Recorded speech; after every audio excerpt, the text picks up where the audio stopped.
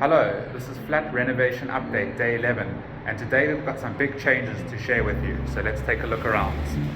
So in the bathroom, there's more piping being done over there.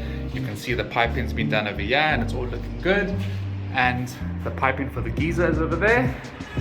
Kitchen, the electrician has been doing more of the electrical work and the plumber's been doing more of the plumbing for the sink and labeling out where all the plugs and stuff must go, as you can see over here. And this wall, nice and smooth, and where the geyser was over there, that's now gone, and this wall is looking nice and smooth. And what else? Over here, all the tiles and the mosaic, and I've got some electrical stuff that I've bought. And this piece over here has been made nice and smooth, and I think that's about it.